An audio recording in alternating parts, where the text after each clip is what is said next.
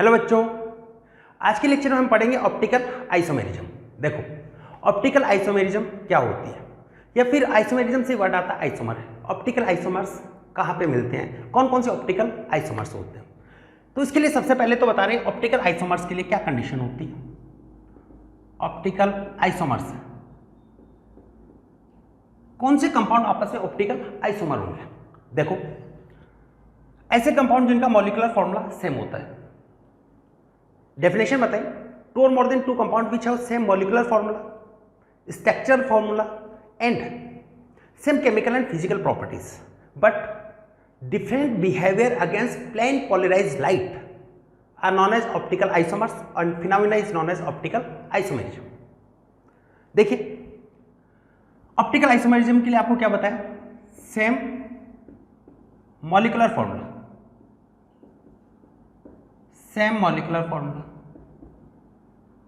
Same structural formula, same structural formula, same chemical and physical property. Chemical और physical property भी इसकी same होती, same chemical and physical properties,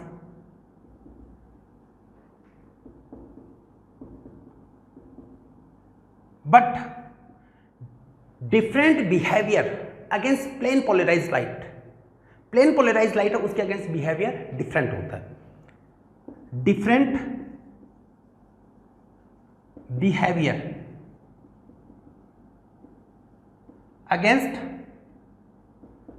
plane polarised light, plane polarised light ये क्या होती है, इसको भी हम डिस्कस करेंगे। प्लेन पोलराइज्ड लाइट है, उसके अगेंस्ट बिहेवियर डिफरेंट होता है। साथ में they form non superimposable mirror image are known as optical isomer. Form and they form non superimposable, कैसे दिखाते हैं उन सबको पढ़ना है इसमें। They form non superimposable mirror image. उनकी मिरर इमेज क्या होगी, non superimposable are optical isomer. ये होते हैं ऑप्टिकल आइसोमर। तो बेटा क्या ध्यान में रखना आपको ऑप्टिकल आइसोमेरिज्म के लिए, ऑप्टिकल आइसोमेरिज्म कहाँ पे होती है, ऑप्टिकल आइसोमर कब बनते हैं, और भी बहुत सारी कंडीशन होती है। डाइसिमेट्री क्या होती है, एनसिमेट्री क्या होती है, कायरलिटी क्या होती है, इन सबको बहुत डिटेल में हमें डिस्कस करना है। तो हम जीरो से स्टार्ट कर रहे हैं, जीरो से स्टार्ट करके उस लेवल तक हम चलेंगे। देखो, ऑप्टिकल आइसोमर के लिए कंडीशन बता दी, मॉलिक्यूलर फॉर्मूला और स्ट्रक्चर फॉर्मूला है वो सेम है, लेकिन प्लेन पोलराइज्ड लाइट है, उसके अगेंस्ट बिहेवियर डिफरेंट होगा और ये non super imposable mirror image का फॉर्मेशन करेंगे। उनको हम बोल देते हैं ऑप्टिकल आइसोमर्स और फिनोमिना को बोल दिया जाता है ऑप्टिकल आइसोमेरिज्म। देखो, सबसे पहले लाइट के बारे में हम डिस्कस करेंगे कि लाइट क्या होती है, नेचर ऑफ लाइट क्या है। तो हेडिंग लिखेंगे nature of light. Nature of light, हम बात करें nature of light. Nature of light, light है उसकी नेचर कैसे होती है। जैसे बेटा सन से लाइट आ रही है, सन से लाइट आ रही है तो लाइट किस टाइप से आएगी, किस टाइप से लाइट यहां पर पहुंचती है, उनका मोशन किस टाइप से होता है, उसका प्रोपोगेशन क्यों हो जाता है। जैसे साउंड वेव की बात करें तो साउंड वेव उसको प्रोपोगेशन के लिए, उसके चलने के लिए मीडियम की रिक्वायरमेंट होती है। जैसे मैंने यहां से बोला, आप तक पहुंच रहा है, रिकॉर्ड होके पहुंच रहा है, ऐसे बोल दोगे। देखो, और कंडीशन जैसे मैंने यहां से बोला, यहां पे मेरा कान ही मेरे को सुनाई दे रहा है, मैं जो बोल रहा हूं मेरे को भी सुनाई दे रहा है। कैसे सुना, मैंने बोला यहां पे एयर पार्टिकल उसको लगा, उसने क्या किया, आगे वाइब्रेट करके गया, आगे वाइब्रेट करते करते मेरे कान तक पहुंचा, तो इस टाइप से मेरे को सुनाई दे रहा है। इसका मतलब मैं जो बोल रहा हूं, जो साउंड वेव उसके प्रोपोगेशन के लिए मीडियम की रिक्वायरमेंट होती है। लेकिन इलेक्ट्रोमैग्नेटिक जो वेव आती है तो सन से आएंगी, तो वहां पर रास्ते में आप देखोगे तो वहां पर तो वैक्यूम होता है, लेकिन वैक्यूम के अंदर इलेक्ट्रोमैग्नेटिक वेव है वो चल सकती है। तो ये क्या होती है, एक टाइप से इलेक्ट्रोमैग्नेटिक वेव। ये वैक्यूम के अंदर भी चल सकती है, ठीक है, वैक्यूम में भी प्रोग्रेस करती है।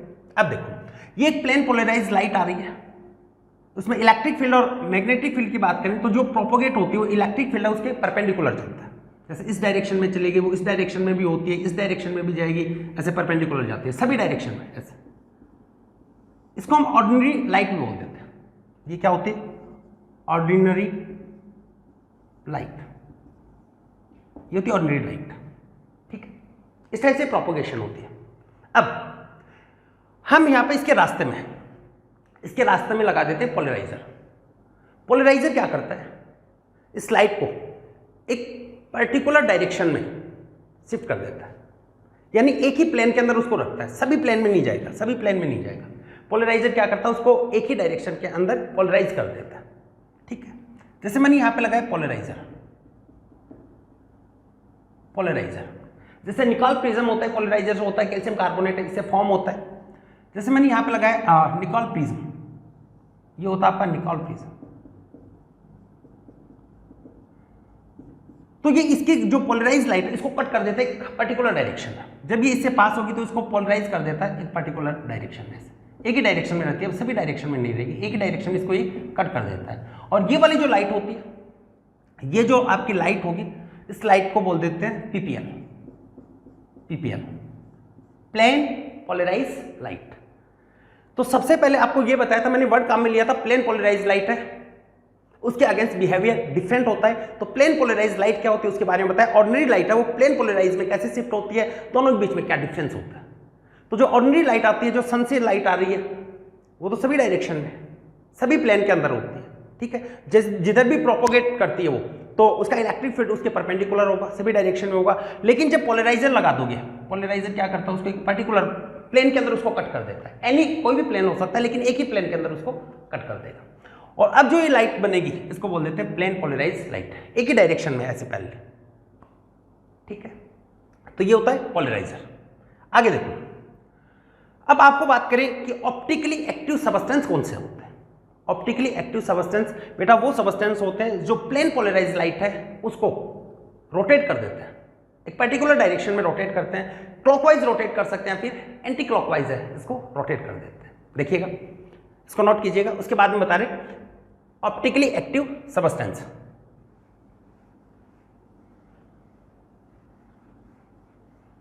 Optically active substance, optically active substance. तो ऑप्टिकली एक्टिव सबस्टेंस क्या होते हैं, दो substance which polarise plane polarise light in a particular direction, एक पर्टिकुलर डायरेक्शन में उसको रोटेट कर देते हैं। तो ये क्या करते हैं, रोटेट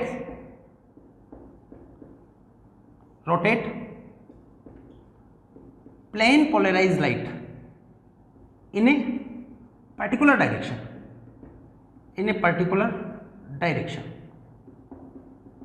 और एक पर्टिकुलर डायरेक्शन में किस टाइप से रोटेट करते हैं, इसके लिए किसको काम में लेते हैं, तो इसके लिए हम बेटा काम में लेते हैं पोलरीमीटर। हम क्या करेंगे, पोलरीमीटर है उसके अंदर सबस्टेंस को रखेंगे, ऑप्टिकल एक्टिव सबस्टेंस है या नहीं, उसमें से प्लेन पोलराइज लाइट को जब पास करोगे तो क्या एक पर्टिकुलर डायरेक्शन में अगर शिफ्ट हो जाता है तब तो वो क्या है, ऑप्टिकली एक्टिव, अदरवाइज वो ऑप्टिकली इनएक्टिव होता है। देखो जैसे बेटा ये आपका सन है, सन सूरज की बात कर रहे हैं, इससे आने वाली लाइट ये वाली ऑर्डिनरी लाइट आ रही है, आपने इसके रास्ते में क्या लगाया, निकॉल प्रिज्म, पोलराइजर लगा दिया, तो ये क्या करेगा, एक पर्टिकुलर डायरेक्शन में इसको कट कर देगा और इससे क्या बन जाएगा, प्लेन पोलराइज लाइट।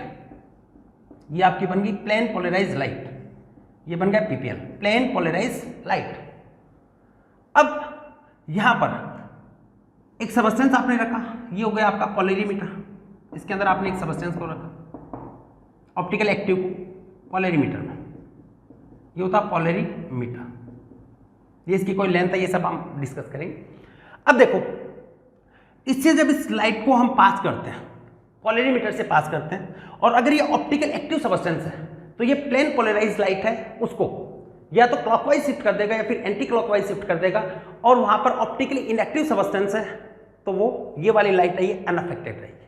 तो देखो इससे पास करेंगे तो क्या रिजल्ट निकलते हैं, क्या रिजल्ट्स होंगे इसके, रिजल्ट्स की अगर बात करें, रिजल्ट में बात करें, आपने प्लेन पोलराइज लाइट है वो वैसी की वैसी रही, आपने ये वाली प्लेन पोलराइज लाइट है, ये प्लेन पोलराइज लाइट थी आपकी, वो इसको पास करने के बाद में ऐसा कैसे रहा, अनअफेक्टेड, ये क्या है, अनअफेक्टेड, अनअफेक्टेड। तो बेटा ये जब अनअफेक्टेड रह रहा है इसका मतलब ये क्या है, ऑप्टिकली इनएक्टिव। तो यहाँ पे जो सबस्टेंस है इस पर कोई भी डायरेक्शन में शिफ्ट नहीं कर रहा है, इसका मतलब ये क्या है, ऑप्टिकली इनएक्टिव। ये हो गया ऑप्टिकली इनएक्टिव, किसी भी डायरेक्शन में रोटेट नहीं कर पा रहा। अब देखो, अगर वो प्लेन पोलराइज जो आपकी लाइट आ रही है इसके रेस्पेक्ट में बात कर रहे हैं, वो प्लेन पोलराइज लाइट है उसको इस डायरेक्शन में ऐसे शिफ्ट कर दिया, इधर थीटा एंगल पे, कौन से डायरेक्शन में, क्लॉकवाइज। इसको शिफ्ट किया क्लॉकवाइज, क्लॉकवाइज। तो क्लॉकवाइज शिफ्ट कर रहा है फिर एंटी क्लॉकवाइज शिफ्ट कर रहा है, क्लॉकवाइज शिफ्ट करेगा फिर एंटी क्लॉकवाइज शिफ्ट करेगा, इसका मतलब वो क्या है, ऑप्टिकली एक्टिव है। तो ये वाला सबस्टेंस क्या हो गया आपका, ऑप्टिकली एक्टिव, ऑप्टिकली एक्टिव। और क्लॉकवाइज बोल देते हैं या इसी को बोल देते हैं डेक्स्ट्रो रोटेट, डेक्स्ट्रो रोटेट, यानी राइट साइड में जो शिफ्ट कर देता है वो होता है डेक्स्ट्रो रोटेट, या कई बार इसको प्लस से भी रिप्रेजेंट कर दिया जाता है। तो प्लेन पोलराइज लाइट है उसको क्लॉकवाइज रोटेट किया तो क्या होगा, ऑप्टिकली एक्टिव, और इसको क्या बोल देते हैं, डेक्स्ट्रो रोटेटरी बोल देते हैं, या इसको प्लस से भी रिप्रेजेंट कर सकते हैं। सेकंड बेटा, इस एंगल से इन्होंने, इसके रिजल्ट में आपने देखा ये प्लेन पोलराइज लाइट थी, ये प्लेन पोलराइज लाइट थी, इन्होंने इस डायरेक्शन में शिफ्ट हो गया, इस डायरेक्शन, यानी कौन सी डायरेक्शन में शिफ्ट किया, एंटी क्लॉकवाइज। कौन सी डायरेक्शन आ गया, एंटी क्लॉकवाइज, एंटी क्लॉकवाइज, या फिर इसको बोल दिया जाता है लेवो रोटेटरी, लेवो रोटेटरी,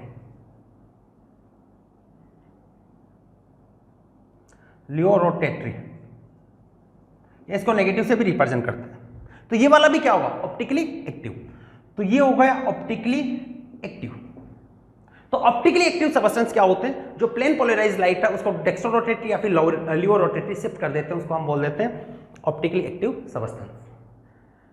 तो क्लॉकवाइज वो होता है डेक्स्ट्रो रोटेटरी, राइट साइड में शिफ्ट करता है, और जो एंटी क्लॉकवाइज वाला होता है वो लेफ्ट साइड में शिफ्ट कर देता है, ठीक है। और इस टाइप के सबस्टेंस आपके होंगे ऑप्टिकली एक्टिव, ठीक है, नोट कर लीजिए इसको। अब बेटा जितने, एक चीज और बता देते हैं, जितना ज्यादा एंगल पर ये रोटेट करता है, जितना ज्यादा एंगल पे रोटेट करता है उसमें ऑप्टिकल एक्टिविटी उतनी ही ज्यादा होती है। नीचे तक दिखाई दे रहा है, एक बार कैमरा भी चेक कर लेते हैं। हाँ बेटा दिखाई दे रहा है नीचे तक। तो आपको क्या बताएं, जितना ज्यादा एंगल होगा, एंगल ऑफ रोटेशन, थीटा क्या है यहाँ पर, angle of rotation, angle of rotation जितना ज्यादा होगा ऑप्टिकल एक्टिविटी उतनी ही ज्यादा होगी। लेकिन वहां पर स्पेसिफिक कंडीशन लेनी पड़ेगी कि यहाँ पर ये प्लेन ये पोलरीमीटर है, इसमें जो आपने सबस्टेंस रखा, इसके अंदर जो भी आपका सबस्टेंस है उसकी कंसंट्रेशन क्या है, सेम कंसंट्रेशन होनी चाहिए। और अलग अलग अगर पोलरीमीटर में लोगे तो बेटा अलग अलग आ सकता है, उसकी कंसंट्रेशन सेम रख रहे हैं, एक ही पोलरीमीटर ले रहे हैं या एक ही साइज की पोलरीमीटर ले रहे हैं जिसमें कंसंट्रेशन आपने सेम रखी, उसकी लेंथ आपने सेम रखी, उस कंडीशन में जितना ज्यादा रोटेशन होगा ऑप्टिकल एक्टिविटी उतनी ही ज्यादा होगी। देखिएगा कैसे, इसको नोट कर लिया, इसके रिजल्ट को अब बताते हैं। Angle of rotation, angle of rotation जितना ज्यादा होगा ऑप्टिकल एक्टिविटी उतनी ही ज्यादा होगी। और इसके लिए बेटा स्पेसिफिक रोटेशन लेते हैं, स्पेसिफिक रोटेशन। जैसे पहले मैं एंगल ऑफ रोटेशन की बात करूं, एंगल ऑफ रोटेशन, हम आते हैं एंगल ऑफ रोटेशन के अंदर। पहले जैसे मैंने बात की angle of rotation, angle of rotation किससे रिप्रेजेंट कर रहे हैं, theta. Angle of rotation theta जितना ज्यादा होगा ऑप्टिकल एक्टिविटी उतनी ही ज्यादा होगी। लेकिन एंगल ऑफ थीटा है, एंगल ऑफ रोटेशन ये देखने के लिए आपको जो आपका मेजरमेंट है वो इक्वल होना चाहिए, एक जैसे मेजर करेंगे। जो भी सबस्टेंस ले रहे हैं उसके लिए मेजरमेंट की कंडीशन है वो सेम रखते हैं। देखो जैसे मैंने इसके लिए मैं काम में लेता हूं स्पेसिफिक रोटेशन, स्पेसिफिक रोटेशन काम में लेता हूं, स्पेसिफिक रोटेशन। ये कहना ज्यादा सही है, या कहना ही वैसे यही ज्यादा सही है। इसको मैं रिप्रेजेंट कर देता हूं अल्फा से। इसके अंदर मैंने क्या किया, जैसे मैंने ये ले लिया, एक सबस्टेंस ले लिया, ये पोलरीमीटर, ये आपका पोलरीमीटर, पोलरीमीटर, इसकी लेंथ मैंने मान ली 1 डेसीमीटर या 10 सेंटीमीटर मान लो, या क्या होगा 10 सेंटीमीटर। इसमें जो सब्सटेंस आपने लिया उसकी कॉन्सेंट्रेशन ये मान ली 1 ग्राम पर ml है, ये आपकी कॉन्सेंट्रेशन, यानी कंडीशन को आपने फिक्स कर दिया। इसमें कंसेंट्रेशन जो भी लोगी, दो सब्सटेंस को आप कंपेयर कर रहे हो तो उन दोनों की कंसेंट्रेशन आपको क्या लेनी है 1 ग्राम पर ml, और लेंथ ये भी फिक्स रखनी है कितनी है 1 डेसीमीटर या फिर 10 सेंटीमीटर, जो भी आप स्टैंडर्ड साइज बना रहे हो, जनरली ये बनाई जाती है। तो इसके बेसिस पर आता है alpha equal to theta upon C into L. Alpha क्या होगा स्पेसिफिक रोटेशन, थीटा क्या होगा एंगल ऑफ रोटेशन, सी क्या होगा कंसंट्रेशन, एल होगा लेंथ ऑफ पोलरीमीटर। तो यहां पर अल्फा किसको रिप्रेजेंट कर रहा है specific rotation, specific rotation, specific rotation होगा। सी क्या होगा कंसंट्रेशन, और वो कंसंट्रेशन आपको क्या रखनी है इससे, जनरली स्टैंडर्ड कंडीशन बनाने के लिए कितनी ले लेते हैं 1 ग्राम पर ml। एल क्या होगा length of polarimeter, length of polarimeter, length of polarimeter, और जनरली वो कितना लिया जाता है 1 डेसीमीटर या फिर 10 सेंटीमीटर। ये कंडीशन मान लेते हैं। अब इस कंडीशन में जितना ज्यादा थीटा होगा, अब इस वाली कंडीशन, इस कंडीशन में ये अप्लाई होगा। इस कंडीशन में एंगल ऑफ रोटेशन जितना ज्यादा होगा उसमें ऑप्टिकल एक्टिविटी उतनी ही ज्यादा होगी। कई बार बेटा स्पेसिफिक रोटेशन है, इसकी यूनिट पूछ ली जाती है, तो यूनिट क्या होगी देखो इसकी unit, unit of specific rotation ये होगा थीटा, क्या होता है रेडियन, ये हम जानते हैं होगा रेडियन, अपॉन सी होगा कंसंट्रेशन किस में ली जाती है ग्राम पर ml, ग्राम पर ml, तो ऊपर क्या चला गया ml। सी होगा लेंथ, किस में ले लो डेसीमीटर में या, ठीक है। तो ये होगी इसकी यूनिट। अब देखो आगे हमें कैसे पता चलेगा कि कोई सब्सटेंस ऑप्टिकली एक्टिव है या इनएक्टिव।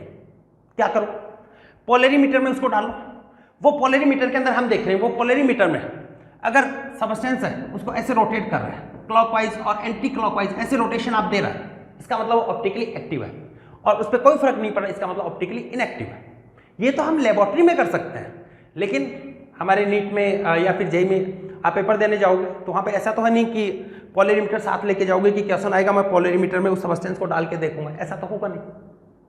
आपको लेबोरेटरी की तो कोई ऐसी सुविधा मिलेगी नहीं। तो उस कंडीशन में आपको कोई मॉलिक्यूल दे रखा है तो उसमें चेक करना आना चाहिए कि वो ऑप्टिकली एक्टिव है या फिर ऑप्टिकली इनएक्टिव, यानी how to check optical activity, ठीक है। तो हेडिंग लिख लेना how to check optical activity, कि ऑप्टिकल एक्टिविटी है उसको किस टाइप से चेक किया जाता है। देखिएगा how to check optical activity, how to check optical activity, how to check optical activity, optical activity को कैसे चेक करेंगे। तो उसके लिए बेटा मैं कंडीशन बता रहा हूं, जैसे जैसे चैप्टर बढ़ता जाएगा तो इंट्रोडक्टरी पार्ट है इसका ऑप्टिकल आइसोमेरिज्म में, जैसे जैसे बढ़ता जाएगा एग्जांपल के साथ साथ में और कंसेप्ट क्लियर होते जाएंगे, जीरो से बताना स्टार्ट करते हैं। देखिएगा यहां पे बात करें how to check optical activity, optical activity है उसको चेक करने के मेथड मैं आपको बता रहा हूं।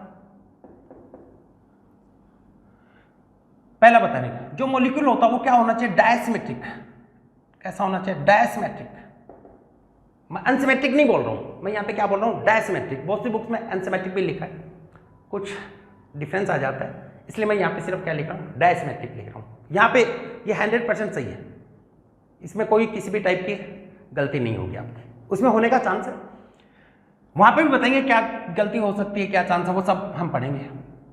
डायसिमेट्रिक या फिर एक कंडीशन आप जानते हो वहां पे क्या प्रेजेंट होनी चाहिए कायरलिटी, तो दूसरी कंडीशन एक तो डायसिमेट्रिक कंडीशन होती है, दूसरा क्या होगा कायरलिटी। इसके बारे में थोड़ा बहुत आप जानते होंगे, नहीं जानते तो कोई बात नहीं, इसको हम बहुत डिटेल में पढ़ने वाले, ठीक है। ये वाली कंडीशन होती है तो सब्सटेंस आपका क्या होगा ऑप्टिकली एक्टिव, यानी ऑप्टिकली एक्टिव। या फिर एक और बता सकते हैं, मैंने एक वर्ड और लिखा था, जब मॉलिक्यूल वो फॉर्म करता है non superimposable mirror image तो वो होता है ऑप्टिकली एक्टिव। क्या होगा non superimposable mirror image वाले जो मॉलिक्यूल होते हैं वो ऑप्टिकली एक्टिव होते हैं। Non superimposable mirror image. देखो बहुत सिंपल सा है, आप रोज मिरर देखते ही, बच्चे मिरर बहुत ज़्यादा देखते हैं। देखो मैंने इस हेड को देखा, ये हेड देख लिया, इसको मैं मिरर में देखूंगा तो मेरे को कैसा दिखेगा, ऐसा। इसको मैंने देखा तो ऐसा दिखेगा। मिरर लगा के आप देख लेना, आपका ये वाला अंगूठा किस साइड में दिखेगा, इस साइड में, ऐसा दिखेगा। अब मैंने इसको देखो, ये मिरर इमेज है एक दूसरे के, ये मिरर इमेज है दोनों हाथ। अब मैं इसको सुपर इम्पोज कर रहा हूं इसके ऊपर ऐसे, तो ये क्या सुपर इम्पोज कर गया क्या, ये देखो अंगूठा अंगूठे के ऊपर आता, ये देखो, तब ये क्या होता, सुपर इम्पोज। ऐसा तो नहीं हो रहा, इसका मतलब ये क्या है, ऑप्टिकली एक्टिव है, non superimposable mirror image है, इसलिए क्या होगा, ऑप्टिकली एक्टिव। जैसे 100 रूल से बताते हैं आपको, बच्चों को ऐसे सिखाया जाता है कि ये देखो बेटा, आप भी देख सकते हो, आप भी बच्चों, इस टाइप से, ये मैं आपकी फिंगर बना रहा हूं ऐसा, और इस अंगूठे में मैंने एक रिंग पहना दिया आपको। कई बच्चे होते हैं अंगूठे में भी रिंग पहनते हैं, हालांकि रिंग पहनने वाले दूसरी अंगुली होती है, कौन सी होती है, अभी छोटे को पता चल जाएगा। जब इसको मैंने मिरर में देखा, जब मैंने इसको मिरर में देखा, तो मिरर में देखने पे ये वाला अंगूठा मेरे को उस साइड में दिखाई देगा, ऐसे इस टाइप से दिखाई देगा। सर क्या बना रहे हो, देखो इस टाइप से दिखाई देगा, बोल के बता रहे, अपने से सपोज कर लेना, टेढ़ा हाथ बन गया, कोई बात नहीं, बन जाने दो। अरे ये तो बिल्कुल गड़बड़ हो गया, इसलिए मैंने यहाँ पे रिंग पहना दी इसको, ताकि सेट है। तो मिरर में देखते हो तो इस टाइप से दिखाई देगा, तो ये वाला ऐसे होगा, ये ऐसे ऐसे होगा, तो इसको एक दूसरे पर सुपर इम्पोज करेंगे तो सुपर इम्पोज होगा क्या, नहीं। इसको उठाकर इस पे रखो तो ये अंगूठा ही इस साइड में चला जाएगा, अरे ऐसे नहीं बनाना, ये वाले मिरर इमेज है, इसको इसके ऊपर सुपर इम्पोज करना, तो ये क्या होगा, non superimposable mirror image. तो ये क्या होगा, नॉन, इस टाइप से, हालांकि हाथ का ऐसा नहीं आएगा, मॉलिक्यूल देखिए आपसे पूछा जाएगा, हम भी मॉलिक्यूल से पढ़ेंगे, टेंशन नहीं करनी। नॉन सुपर इम्पोजेबल, ये क्या होगा, non superimposable mirror image. और जो भी non superimposable mirror image show करते हैं वो क्या होते हैं, ऑप्टिकली एक्टिव होते हैं, ठीक है। अब देखो थोड़े से और मैं बता देता हूं, इसको और ज्यादा क्लियर करता हूं। देखो जहां पर भी सिमेट्री प्रेजेंट होती है, जहां पे भी सिमेट्री प्रेजेंट होती है, सिमेट्रिक मॉलिक्यूल होंगे वो ऑप्टिकली इनएक्टिव होते हैं। डायसिमेट्रिक या अनसिमेट्रिक वर्ड यहां पर मैं एक बार काम में भी ले रहा हूं, वो क्या हो सकते हैं, ऑप्टिकली एक्टिव। जैसे मैं बात करूं, जैसे ये मेरा कोई एक सबस्टेंस है जिसमें सिमेट्री प्रेजेंट है, एक जैसे ऐसे मॉलिक्यूल प्रेजेंट है, यहां से प्लेन पोलराइज, एक जैसे सेम है, सिमेट्री प्रेजेंट है, ये मान लो यहां से आपके आई प्लेन पोलराइज लाइट है पीपीएल, तो जैसे इसके पास आएगी इसको रोटेट कर देगा इधर इधर, लेकिन इसके पास में जितने इधर ये रोटेट करेगा ये फिर क्या कर देगा, इसको इसी डायरेक्शन में ले जाएगा। ये हो गया सिमेट्रिक है, सिमेट्रिक, ये हो गया सिमेट्रिक। तो यहां पे क्या होगा, ये प्लेन पोलराइज लाइट अनअफेक्टेड है, रोटेशन एंगल चेंज नहीं हुआ, ये आपका क्या मिल रहा है आपको, अनअफेक्टेड, रोटेशन एंगल में कोई चेंज नहीं आया, इसका मतलब ये क्या, ऑप्टिकली इनएक्टिव। सिमेट्रिक है ये, सिमेट्रिक में क्या होगा, ऑप्टिकली इनएक्टिव, ये होगा ऑप्टिकली इनएक्टिव। जैसे मैं अनसिमेट्री ले लूं, ऐसे बहुत सारी बुक्स में ये एग्जांपल दे रखे हैं इसलिए करवा देते हैं। जैसे अनसिमेट्री है, छोटा मॉलिक्यूल इस टाइप से अनसिमेट्री ये प्रेजेंट है, इस टाइप से,